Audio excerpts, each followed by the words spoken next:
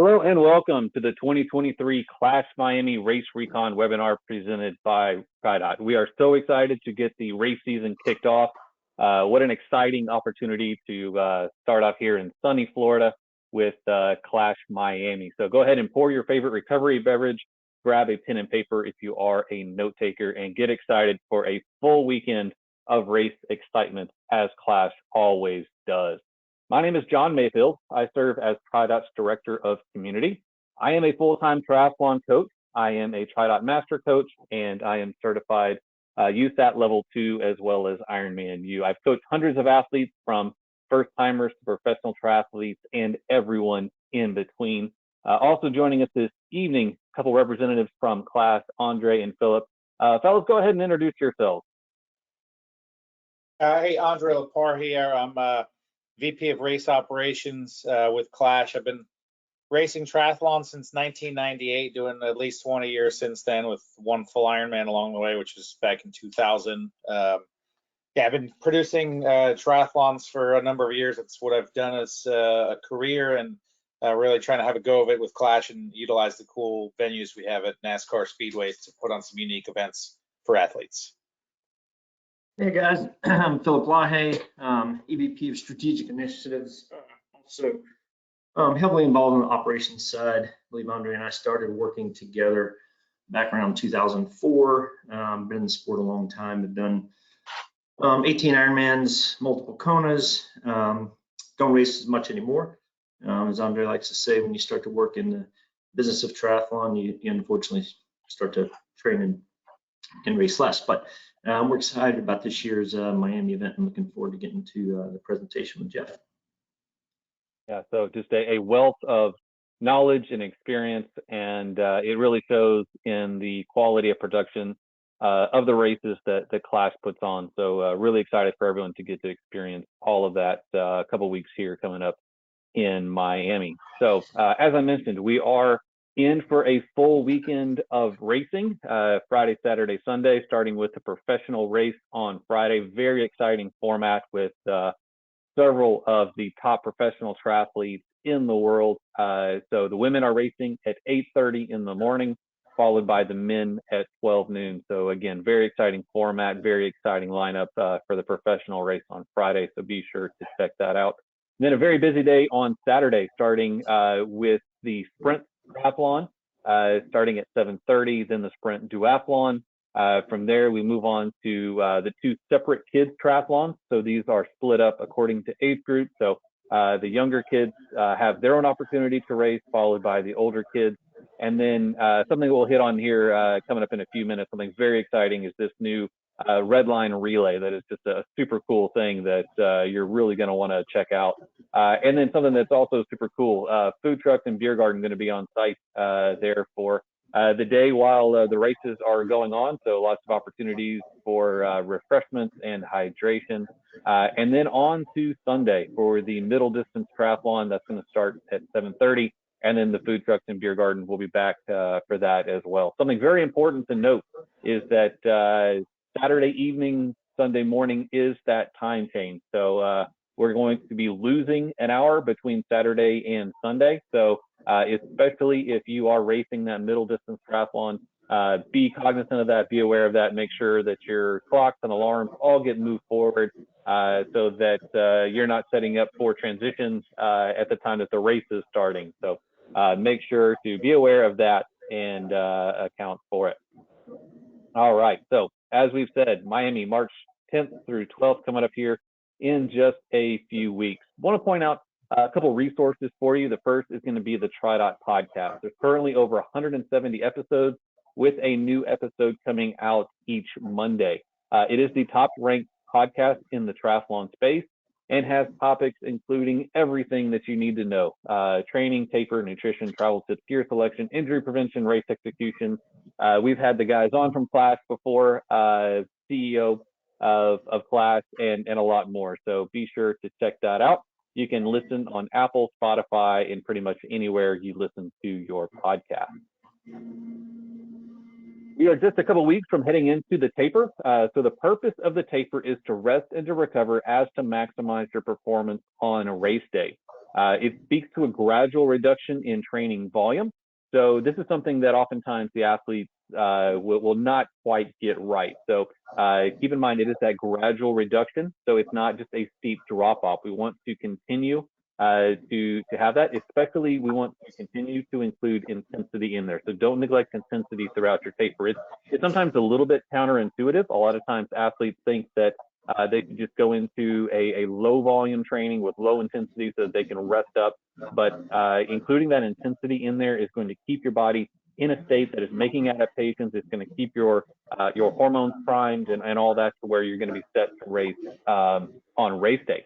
The shorter the race, the shorter the taper. So as we mentioned here, we have all sorts of different distances in racing here. So those racing the sprint distance are going to be able to have a shorter taper period than those racing the middle distance. So again, there's kind of that correlation between the distance of your race and the time of your taper. And then throughout that taper period, it's important to bank as much sleep as possible. So sneak in a nap when you can. Chances are you're not going to sleep well the night before the race, but that's okay. There have been lots of great race performances, PRs, world championship qualifications, all of that on bad nights of sleep. So bank as much sleep as you can in the days leading into the race, but know that you're probably not going to sleep real well the night before the race. All right, almost time to race. A couple things to take care of first, including getting down there to Miami. So begin planning and packing early. In triathlon, obviously, we're swim, bike, run, but we also have things like nutrition, recovery modalities, all those kinds of things. There's a lot of stuff to bring, a lot of stuff to pack, a lot of stuff you can forget. So my recommendation is to make a list of everything that you're going to need: your clothes, your gear, your food, everything that you plan on bringing with you. Make a list. Be paying attention in those long training sessions that you're doing as race day approaches. What are those things that you have? What are those things that you're going to want to have on race day? And then from there, while traveling, stay hydrated. There's just something about travel that is naturally dehydrating. A lot of folks are going to be coming down to Miami from climates that are considerably cooler this time of year than in Florida. So keep that in mind. Be aware of that. That chances are it's going to be pretty warm down in Miami. It's much more tropical than most of the country. So those that are headed south, be aware of that and make sure that you're planning accordingly for that. Those headed north, maybe not quite as much of an issue, but be aware of that. Wear compression. So if you're seated in a car for long periods of time on an airplane, there's a tendency for fluid to build up in the lower extremities, feet, ankles, legs. That's not conducive to racing. Compression can help offset that. It's also important to stay loose. So don't stay seated for long periods of time. And then get in a shakeout run upon arrival. So a shakeout run is just an easy zone 2 run, 20, 30 minutes, just to get the blood pumping, flush out any of that fluid buildup, and get ready to move on to race day. And then super cool opportunity with the Clash races is the opportunity to stay inside the track. You can bring your own RV or you can rent an RV. Me and some buddies did this several weeks back for Clash Daytona, and it was a ton of fun. There was we rented an RV. That we showed up at the track and the RV was there. It was all set up. We didn't have to do anything as far as driving the RV or anything like that. We just showed up and crashed and had a fantastic weekend. It was super cool to connect with everyone else that was staying in the RV area, and it was super convenient to roll out of bed on race morning and just head over to transition. It was so nice immediately after finishing the race just to be able to head back to the RV, take a shower, get cleaned up, and then come back to cheer everyone to the finish line. So super cool opportunity that Clash offers with those races. So be sure to take advantage of that. I probably don't have to tell you to keep an eye on the weather for good reason. Triathletes are known for obsessing over the weather. I already mentioned it a little bit, but chances are Miami is going to provide some warmer weather than a lot are accustomed to this time of year. So for much of the country, it is still pretty cold out, perhaps even below freezing. It may have been a while since you've even been outside to do a training session, especially a bike session or an open water swim.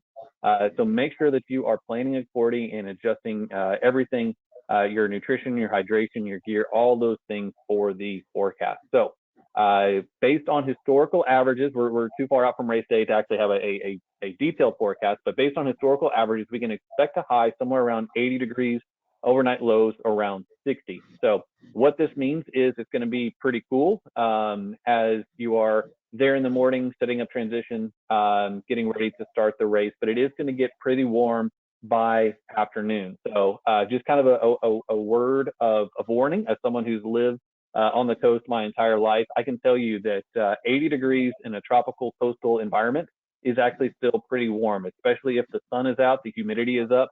80 is going to feel pretty darn hot. So make sure, again, that you are adjusting your gear, your hydration, your nutrition, pacing, all of that. So keep an eye on that forecast. And obviously, we're going to adjust all of those variables as that forecast changes. And another thing that's super important to adjust is the attitude and expectation. So you never know what Florida weather is going to throw at you. So be prepared and stay flexible. So simple notes for racing in the heat. Again, 80 degrees doesn't seem all that hot, but I can promise you, again, down there in Miami, if the sun is out and the humidity is up, 80 degrees is going to be nice and toasty. So it is critical that you stay ahead of hydration. If you get behind, it is very, very difficult to get caught up. Once that core temperature starts to rise, your performance is going to decline significantly. So it is very, very important to stay ahead of hydration. And then take advantage of the ice and cold water. So I always recommend taking cold water bottles at every aid station. Both the bike and run routes in these races are very well stocked. They're very strategic in their location. So there's going to be lots of opportunities. So my recommendation is to spray your body with that cold water, be cooling the body from the outside, and then be sure to drink that cold water as well to cool the body from the inside. And then ice everywhere you can get it, under your cap, down your jersey, women in the sports bras, down the shorts, and then take advantage of any sponges, towels, anything like that to keep that cold water on your skin to keep your temperature down. And then also cover as much skin as possible. So cap, visor, perhaps even cooling sleeves. Always recommend a sleeved kit. They're more aerodynamic, and they're also going to help reduce the amount of sun exposure out there on the race course. So upon arrival in Miami, check in, packet pickup. There's a couple options available for the sprint distance.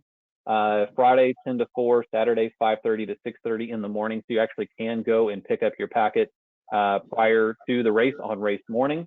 I'm always kind of erring on the side of caution, conservative. My recommendation would be to take advantage of this or take care of this the day before. But if you have to, or if you're just very well experienced and you really know what you're doing, take advantage of that option for race morning. And then similar for the middle distance, between 10 and 4 on Friday, and then 9 to 3 on Saturday, you can check in. Be sure to check out the Clash Miami fan zone. Lots of really cool stuff there. Lots of vendors, triathlon industry reps, some really cool stuff to learn, stuff to buy. Always really cool exhibits down there in the Clash Miami fan zone. And then also be sure to check out the swim, bike, and run course. I always recommend knowing what you're in store for on race day. So no surprises. Now, again, this is not a super technical course. Not a whole lot of technical terms, climbs, descents, anything like that. But I do recommend going and seeing as much of the course as you can and planning accordingly from there. And then be sure to enjoy the festival atmosphere. Again, Clash is unique in their offerings, this 3-day format, lots of racing going on Friday, Saturday, Sunday, lots of stuff to see and experience and do. So make sure to take advantage of as many of those opportunities as you can. All right, finally, time to race. We'll get into this and hit through everything. So parking is available in the green lot, which is right outside of the track. It's going to be open basically all day, Friday, Saturday, and Sunday. It's just a short, I believe it's about 400 meters from this parking lot to the front door of the track. So plenty of parking there, super easy, ingress, egress, in and out from there. Fellas, anything to add on the parking? Yeah, we'll have some light towers out there in the morning if you guys are coming in just the dark hours to come in early for packet pickup. You walk right towards the stadium. We'll have some folks directing you there, and then you're going to enter via the pedestrian tunnel, which takes you right into the infield. So just, again, be prepared. If we always encourage people to check in the day before get your packet. You can see everything during daylight hours, know where you're going, and then when you come back in the dark race morning, there's no surprise, no wondering where you go. I mean, you just follow the crowd, but I've always been one to prefer to know where I'm going during the daylight to know what's happening at 5 o'clock in the morning. Yeah, and only other brief mention is last year, because of the time change on Sunday for the middle distance athletes, those who do elect to come in on Sunday morning, we had quite a few people scrambling to get in, get checked, and try to get checked into transition just because the time change caught them off guard. So it's a good 5, 6, maybe 7-minute walk to get from the parking lot to registration and check-in. So if you are coming in Sunday, plan ahead and make sure that you're aware of the time change. Yeah, good stuff. I've had the privilege of racing several Clash events, and everything is always very well organized, from plenty of volunteers directing traffic, and lots of great signage. So it should be relatively easy. But yeah, I definitely agree with the guys. I like to see things in the daylight, especially race morning. There's a lot going on. So that will be taken care of there. All right, Saturday. Saturday is the sprint and kids race day. So a whole bunch of stuff going on, as we talked about earlier. We did mention there that the packet pickup option for race morning is available from 5:30 until 6:30. Transition is open from 6 until 7:15, with the sprint triathlon and relays starting at 7:30. Followed shortly thereafter by the sprint duathlon. The awards will be starting at 10 o'clock, so make sure to hang around for that and celebrate the day with those receiving awards. After the sprint, triathlon, and duathlon, the kids race will be kicking off. So the kids race transition is open from 10 until 10:45, with the younger kids 7 to 10 starting their race at 11 o'clock. Older kids 11 to 14 starting at noon, with those awards at 1 o'clock. It's always super cool to see those kids race. Always a ton of fun. They really embody the spirit of triathlon. They run with big smiles on their face.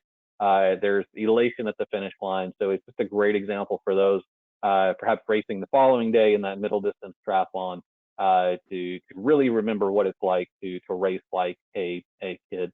And then at 2 o'clock is the Redline relay. So we mentioned this earlier. Man, what a cool thing this is. Fellas, tell us a little bit more about this Redline relay. What is it? How does it work? And why and how is it so cool? Hey, Philip, you want to take it or you want me to take it? Sure. Yeah, either or. It at the end of the day, I mean, one of the unique things, obviously, is being track centric. And one thing that we had noticed is the professional race, how difficult the road course ends up being in Miami because of the turns. So if you look at the pro data, power is on, power is off. It's just not as easy as you'd think. The track centric environments are much larger than they feel when you think about riding 1.5 mile loop. We conceptually decided to try to replicate NASCAR. Rolex 24, they use multiple drivers on the same team. So this year we'll pilot the Redline relay. A small group of athletes by intent. I expect we'll have maybe 60 to 80 athletes across maybe 16, 18 teams. Those teams can be 2, 3, 4, 5, or even 6 person. And they will cover a distance of 80 miles. And so each of those athletes, or excuse me, teams, are going to have their own pit area where they can have trainers, 10 by 10 tents, lounge chairs with recovery boots, whatever they want to do. And so there'll be some strategic components of when the race starts. You'll obviously have a main pack. It's a non-TT bike race. It's more going to be like a road cycling criterium. And so we're going to really learn a lot to see what the strategy behind racing is. If you're not coming into pit, you stay on the high side of the track. If you are coming to exchange with a rider, you do have to come into pit. If you come into pit and you continue on, it's considered a red card with a penalty infraction. So it's really going to be an interesting concept. We're taking the old school downtown criterium and we're turning it into a relay team format on the track. where we're in a completely contained, safe environment. So we're expecting, anywhere from, and correct me if I'm wrong here, Andre, but from a time standpoint, you expect you have, a high-end team that's gonna be riding at 28 to 30 miles an hour, and then you have some people that are just out there for the experience that may be riding at 18 to 20. But we think it's going to be a really. We're expecting that the winning team to take in that 3 to 3.5 hour range, again, depending how they ride. As Phil mentioned, we're utilizing the road course, so there's going to be lefts and rights. It's not just riding in an oval to give it some more excitement. And we do have a 4.5 hour cutoff. So the race starts at 2 p.m. Official cutoff will be 6:30 p.m. right at sunset. That 4.5 hours equates to a 17-mile-an-hour average for the 80.5 miles or 35 lap total. Yeah, so it's fun. It's unique. We all know it's getting harder and harder to ride on the roads. And so, in this scenario, you can have your super experienced top-end cyclist out there amongst people that just want to have, an enjoyable experience. And so, yeah, we're looking forward to it. And again, this is kind of in its pilot phase. We expect we're going to learn quite a bit. We're certainly going to get feedback from those that do participate, but it's going to be something that we look to roll out in quite a variety of markets. When you look at just the sheer volume of tracks that are out there, there's a big opportunity here for us, and we're excited about it. Yeah, I'm excited for it. I think this is going to be something that really turns into something big, simply because it's so unique, and it's going to be cool. It's combining so many different things. Like you mentioned, you have that NASCAR aspect to it, where you have the pits and you have all those teams there. Everyone's kind of hanging out. I imagine there's going to be some camaraderie. There's maybe even a little trash talk back and forth there in the pit. But you're out there long enough to as you said, 3.5 hours expected at least out there. So it's not just something that's kind of over. You're out there for a while. You're having to plan. You're having to strategize. It's a relay, so there's multiple people involved. So how are you going to strategize who's taking what legs and who's going for how long? How are you going to work that? How are you going to work in your nutrition, your recovery, all those things in between there? And then we're largely, I'm assuming, putting triathletes on road bikes, which is something that is, again, kind of unique. I'm sure there will be some of those roadies that come out for this, but I think, especially initially, it's going to be more of the triathletes. So that's going to be super cool. As triathletes, sometimes we're not necessarily known for our handling skills, so this is a great opportunity to either just prove that or maybe prove it right. But to get out there and actually draft in a race and not have to worry about maintaining those draft zones, but to get take advantage of that and race a little bit different. So I think this is a very unique format, a unique opportunity, and as you mentioned, just the opportunity to race on a track and not have to worry about any of those pitfalls of racing out of the road. So super excited for that. That's going to be really cool, and I really look forward to seeing the results of that as well as where that goes. So getting back to those TT bikes and maintaining those legal draft spacing between, the middle distance bike check-in is also Saturday from 12 to 3:30. That is also available Sunday morning. Keep in mind that time change from 6 till 7:15 in the morning. So moving on to Sunday, Sunday race day middle distance transition is open from 6 until 7:15. I'm going to say it again. Remember the time change, so that's going to feel more like from 5 to 6:15, but the clock on your phone that's going to just automatically is going to say 6 to 7:15. The middle distance race starts at 7:30, followed by bike checkout from 11 to 3, and the awards at 2:30. I'll say this as well. Super cool award ceremonies at the class events. Always a big celebration. They do it right, and I'm going to have a little bit of a spoiler alert here. One thing that we were talking about as we were going through and setting up what we were going to discuss here on the webinar was weather. And I've already talked about the temperature, humidity, all of that. But one thing that this picture here does is point out the wind. So this is something that also is part of that expectation. I think this is probably indicative of what you can expect when racing in Miami in March. So yeah, just take a look at those palm trees and know that there's a pretty good chance there's going to be a decent amount of wind on that. But we'll talk more about the course here in just a second. So for all events, the swim is in the track infield. The water temperature will be announced at those briefings that will be held in those days leading into the race. So it is wetsuit legal below 78 degrees. This is a spring-fed lake, so typically you have pretty consistent water temperatures. Historically, it's been in the low 70s, so pretty good chance that it's going to be wetsuit legal. So we definitely recommend bringing your wetsuit so far as that goes. As it is a spring-fed lake, the water is crystal clear. It is gorgeous. It is a great treat to get to swim in this. So a little bit different than some of those other Florida lakes or inland bodies of water that are not as clean as this. But yeah, crystal clear, nice cool water. So it's a great swim venue. The direction of the swim course is from southwest to northeast.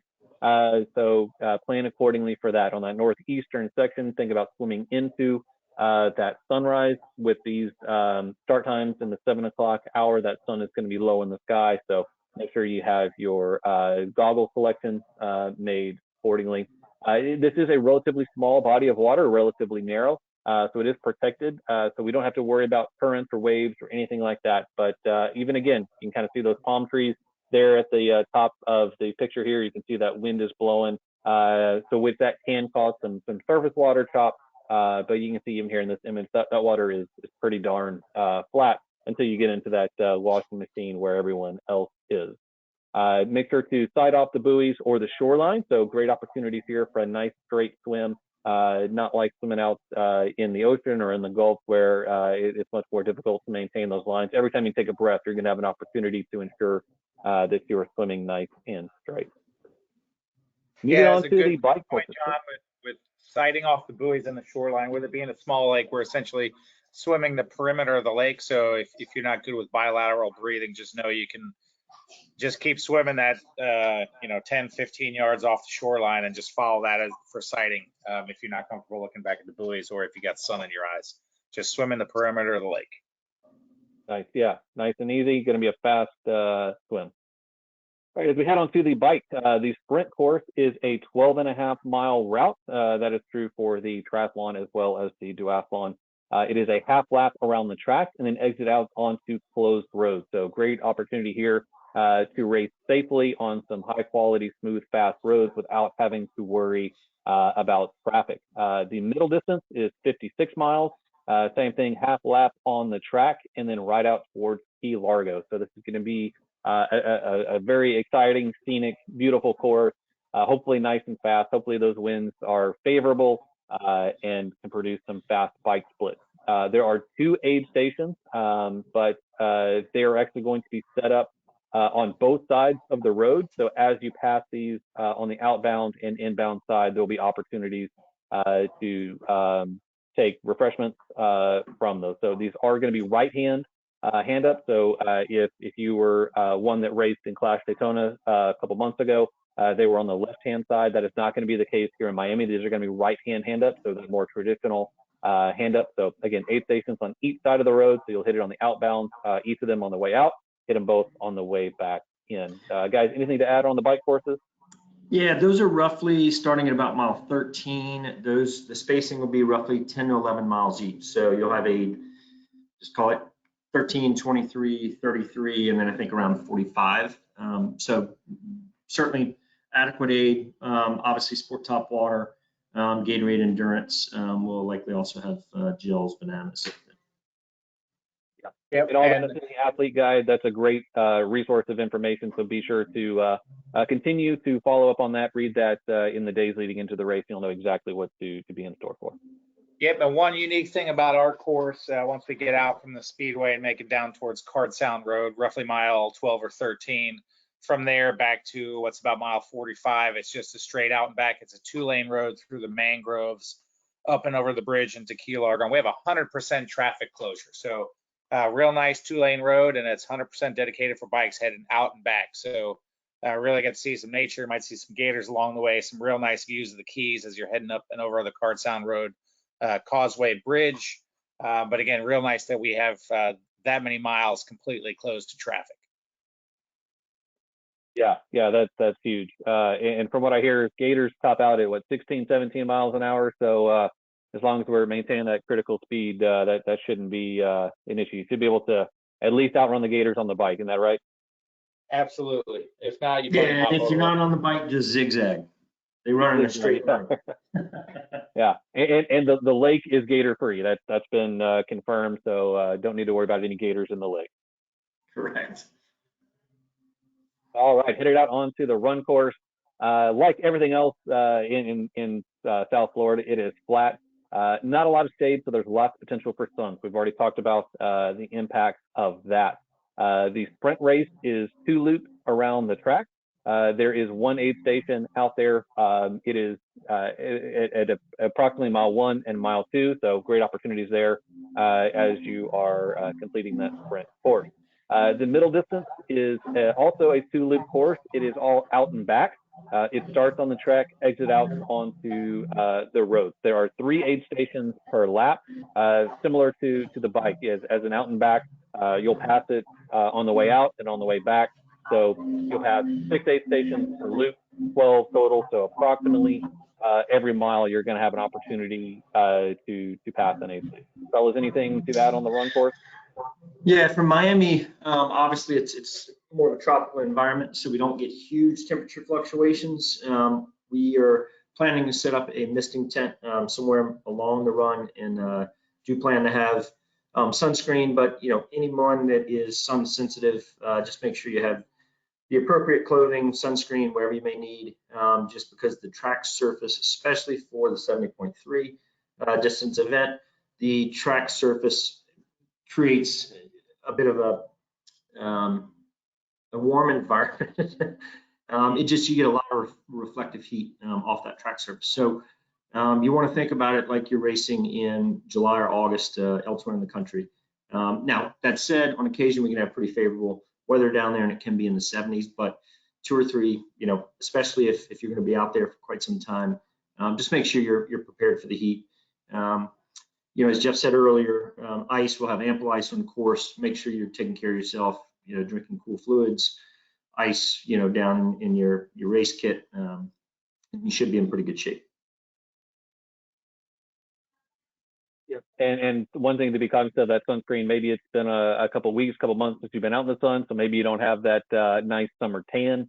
So that's something to consider as well. Is that like I said here, plenty of opportunity for some sun. So maybe take advantage of that sunscreen, especially if like me, a little bit fair skinned, and the sun and I don't get along real well. So make sure that you are protecting yourself from the sun.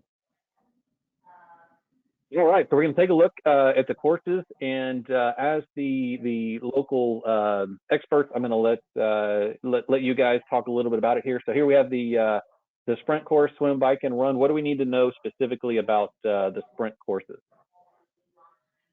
Well, so you can see where transition is in relation to swim start and swim exit. It is a bit of a run from swim exit to transition. We'll have some carpet coming out of the swim across some of the gravel, and the rest of it is clean paved or cut across grass.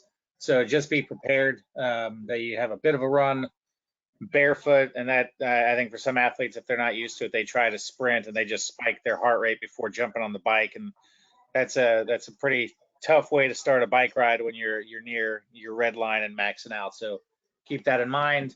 And it is essentially just a lap of the lake following the perimeter of the lake. So it'll help you for sighting early in the morning. If you're looking into the sun for the buoys, you can look the other way and just look for the grass line of the perimeter of the course.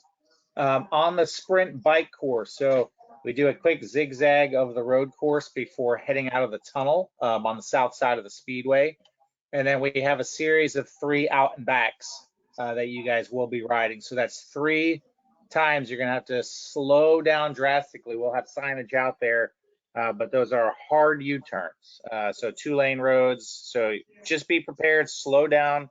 You're not going to win the race in those 3 turnarounds, but you can definitely ruin your day if you overcook a turn, hit another rider or a cone. So just heed those warnings for those signs that'll say turn around ahead, and then a U-turn sign, turn around here. Otherwise, it's a straight shot and a flat and pretty fast course coming back into the speedway. And once you come. One quick note, Either myself or Andre is usually at this location, but as you make a right turn to get to the road that'll take you through the tunnel to exit the track, there's a big break in the wall of the racetrack itself. We always have someone there. It is heavily coned, caution slow signs. You have to go over what the racetrack rumble strips are. We do cover those, fill them with sand. If you see a sign that says caution slow, it's there for a reason. It doesn't matter how good of a cyclist you are. It means there's something you have to really pay attention to. So anytime you see someone in an orange vest saying caution slow and a sign that says caution slow, it is there absolutely for a reason. So just heed caution in that one location. Otherwise, everything is really pretty smooth sailing. The first two out and backs are on really wide roads. The first one is probably 3 lanes wide, so you have a pretty good U-turn area. The second one is through a 4-lane road with medium brake, so you don't have to really slow down too much. And then the last turnaround, the last out and back, that one's a 2-lane road, is going to be a little bit tighter. But this course as well is 100% closed to vehicular traffic. Only other quick note is one thing unique about the tracks is the direction that cars travel is the same way that we travel. So if as you head out on the track, it's opposite. So you always want to be on the inside. Just like if you're riding on the road, as we travel in the States, you're on the far right-hand side, passing on the left. On the track, it's actually opposite. We always want you on the inside, so faster riders will be to the right. On the track, that is something that the officials are super liberal with. They know it's a little bit confusing, but just as a heads up, if you're a really accomplished cyclist, you want to be riding to the right of slower riders who should be on the left. Again, it's never been much of a problem, but it's just something you want to be aware of. Yep, and then once you come back in via the tunnel to finish the bike, again, just ride heads up that last, once you come onto the tunnel, it's only one turn coming into transition, heads up there. You'll transition, and you can see on the map here, the little blue icon by transition, the run start, you head up, and then you're going counterclockwise on the speedway. You've got a little duck into the road course for a short out and back to make sure we get the distance. You run a complete lap of the speedway, and that's where there's a gray icon on the top left there. That's where you'll blend in to start your second lap. So it is a 2-lap course for the sprint distance. Again, you duck in for that little out and back, and then as you're reaching around by turn 3, 4, which is on that right side of this map, you'll split off from the people on their first lap to follow in to come into the finish line. Again, you will run right by the finish line at the end of the first lap, so you'll know exactly where the peel-off point will be. Again, 2 laps. It's pretty straightforward, pretty scenic, and it's flat and fast, so let her rip. Yeah, so I would say the one takeaway there on that, practice those U-turns. As I mentioned earlier, I kind of joked that triathletes aren't known for their bike handling skills. I will be the first to admit I'm not a master of real quick U-turns on my TT bike, so be sure to be proficient and safe in those. All right, moving on to the duathlon. Really, the only difference here is that first run course. Tell us about that. Yeah, first run course for the duathlon. It'll be very close, within spitting distance of the swim start finish. You'll see an inflatable Clash Endurance arch there. It's essentially just an out and back run. You run out half mile, back half mile, right back under the same arch. Then you will blend right in with the swimmers coming out from swim exit. And then from that point on, you're following the same course as the triathletes for the bike portion as well as for the second run portion. So duathletes, just make your way there. Down towards swim start exit will direct you towards exactly where the duathlon is, but you'll look for the arch on the roadway there, and we'll line you guys up for an on-time 7:35 start, and simply an out back. We'll have a timing system at the far end. You turn, you come right back in, and then just blend in and follow the transition, and everything we just discussed for bike and run course will be applicable for the duathletes. All right. So heading on to the middle distance on Sunday, same swim venue. What do we need to know here about the middle distance swim course? Main thing to know about the middle distance swim course, it's a 2-lap course, 2 laps of the lake. So as you're coming back towards the swim finish there, you can see we're swimming clockwise around the lake. We'll have some sausage buoys there, some additional buoys, and probably we'll have 2, maybe 3 folks on paddle boards or on the rescue boards there to force you up and out of the lake. You'll do just a short run around the palm tree before ducking back into where the swim start is. You know, it's known as an Aussie exit. So you will exit the swim after your first lap, do a short, probably only about a 10 to 20 yard up the beach, down the beach, and back in the water. So be prepared for that. If you're not used to standing up in the middle of the swim, you might want to try that once or twice in the pool, maybe swim, you know, 100 or 2, hop out from the pool, stand up, and then jump back into swim. That's essentially what you'll be doing there. But it is a 2-lap swim. That's the most important thing to note. All right, moving on to the bike course. So this one's going to be exciting. So it kind of starts out similar to the sprint, and then heads out south to the coast with those aid stations along the way. What do we need to know here about the bike courses? We start out the same route as the sprint course, so you will have a couple of out and backs. We made that adjustment last year so that we could have a single loop 56-mile ride. Again, that section of the course with the first 2 out and backs is 100% closed. When you are heading outbound, and I apologize offhand, I can't think of the name of the road, but you'll notice that you'll be in, we'll have a hard cone line on your right-hand side. There'll be no confusion as far as getting into that lane. That section, at least on the map where you see mile 10, that roadway outbound is the only roadway that has any vehicular traffic. That said, that's largely going to be on the opposite side of the road, heavily staffed in that area with police.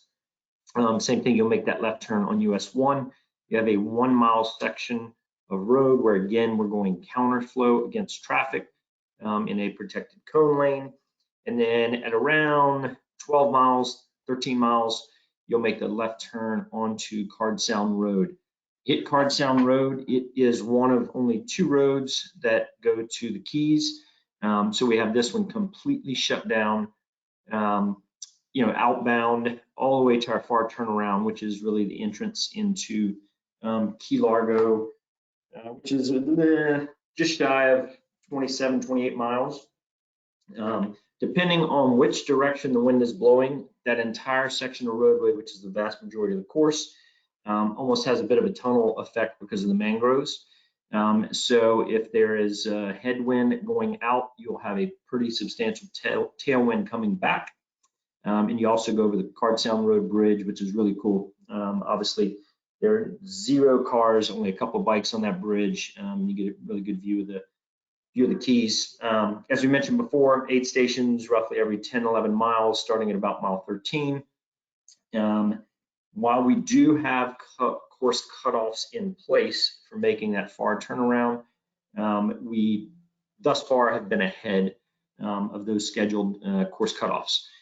So as mentioned before, review the athlete guide. If you are a slower cyclist or a slower swimmer and cyclist, you just want to be aware of any pertinent cutoff time. That said, it's a pretty clean ride. The fact that there are no vehicles out there, it allows you just to kind of focus on keeping your head down and getting the work done. Yeah, I guess we missed that southern U-turn. You end up in Key West, and you just keep going until you can't go any further. Is that right? Yeah, pretty much. It's almost a dead end. So you unless you drive through or over the police car that'll be there, yeah, it's pretty hard to get off course. That said, there is one restaurant. It is near the bridge where that second aid station is located. It's called Alabama Jack's. If you do see any vehicles on that roadway, it's going to be either us or a handful of their employees. That said, we'll work with police. They have passes. So at the end of the day, out the duration of the event, there's only going to be about 10 or 12 cars that do have access. That said, this is not a 2,000 person middle distance race. So there is not and should not be any substantial congestion. I will say at this race, if you're busted for drafting, it is absolutely because you're flagrantly drafting. There is plenty enough space on a fully closed road. We will have officials out there, but in this instance, there's a full distance race in Florida that I've been a part of for many, many years and have raced, and there are quite a few drafting penalties. If you get a drafting penalty in this one, it is like a badge of shame. So absolutely no reason with the number of participants that we'll have out there for you to not have a really clean open bike ride.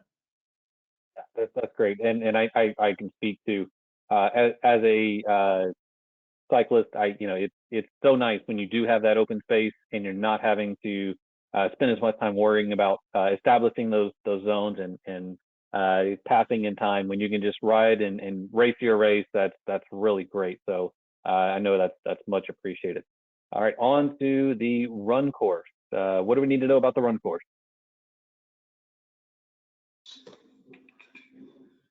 All right, I'll jump in. Sorry, we're trying to decide who's jumping in. We're not in the same room. Yeah, no, all good.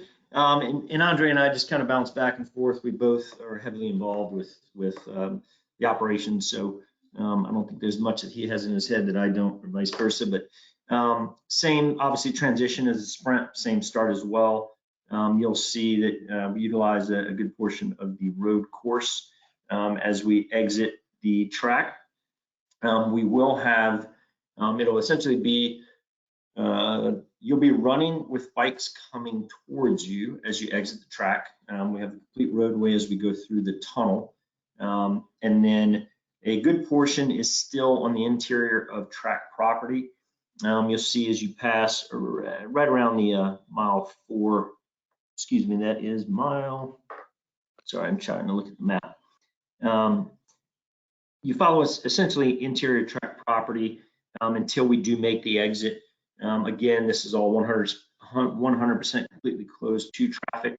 Once you do exit track property, there's an out and back, multiple aid stations, palm tree line course, but a fair amount of sun exposure.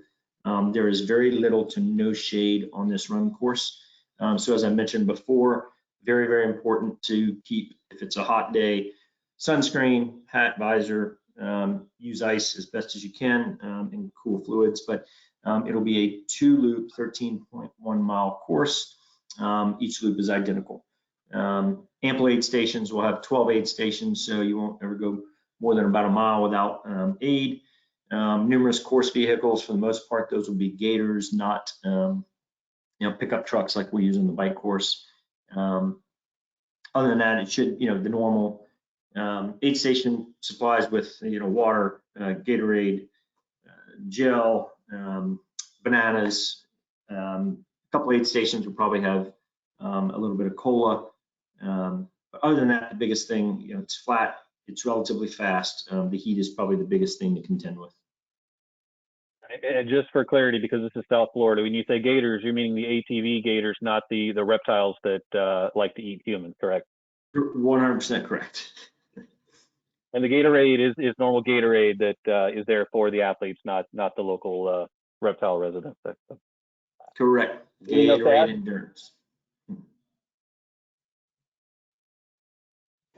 Anything else to add on the run course? No, I think that's it. What's that old saying? Bike for show, run for dough. Yeah, and we're pretty liberal because of the complete road closures. We pretty liberal on course cutoff. In most cases, it's myself that's out there with those last few athletes. One thing that we try to do is we really want to protect the integrity of people's ability to finish. And in doing so, just so everyone's aware, should someone be falling behind those course cutoff times, and they're only there because we can't keep police out there forever and roads closed forever, is there will be an occasion where we'll take our last athlete, and if they're willing, we try to progress them up the course to the second to last athlete. On the course, there's no dishonor in doing that. We'd rather get you through the event and across the finish line, even if it means that you run 11 miles.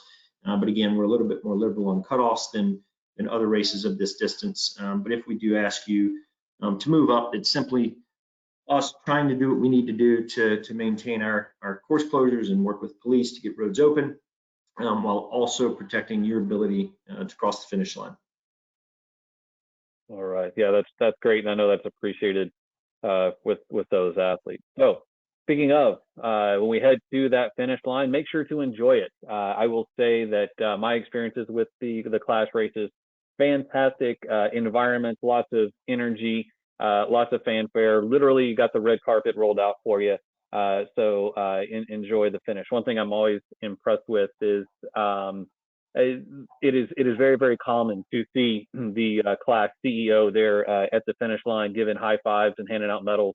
He's also there at the start of the race, which is that's just something you don't see with other race production companies, especially with the size of this company. So it's great to have the support of the CEO of the company out there, and it's just great to see him as well as all the volunteers and the staff out there. So it really creates a unique and enjoyable finish line. So make sure to take that in and enjoy it. Find your support crew and loved ones. It's always great to take just a second, especially if they're there kind of along the red carpet waiting for you, high fives, hugs, kiss the kid.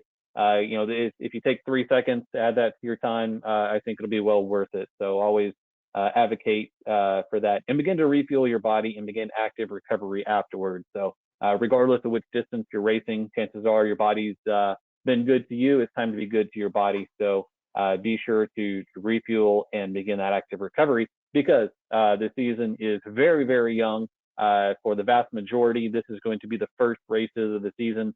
And Clash Daytona is, what is that? Probably 9 months, 10 months away. So a long way to go with a lot of work and a lot of fun between Clash Miami and Clash Daytona there in early December. So be sure to stay on top of that active recovery and get back to training, because again, we've got a great 2023 race season coming up ahead of us. All right, guys, that's what I've got. Anything else to add? Yeah, we're good. We're looking forward to having you guys out there, and certainly if anybody sees us out and about, don't be afraid to stop by and say hello. And yeah, we look forward to seeing you guys in Miami. Yep, and then our social team will be posting a link to all this on our channels. Drop any questions in there. We'll be running through answering things as they come up, and we will have live race briefings. They'll be worked into our schedule, which you'll see online, so you can attend those. Again, if something wasn't clear, we're here, want to answer your questions, and want everybody to have a fun and enjoyable event with us in a few weeks. And John, again, thank you for taking time out and including us with all the great stuff you guys are doing at TriDot. We're really happy to be part of it. My pleasure, and I appreciate all the input from you guys. I know it's been beneficial for everyone, and once again, I am just super excited to kick off the 2023 race season and have a great year. So thank you for attending, and we look forward to seeing you all in Miami here in just a couple weeks.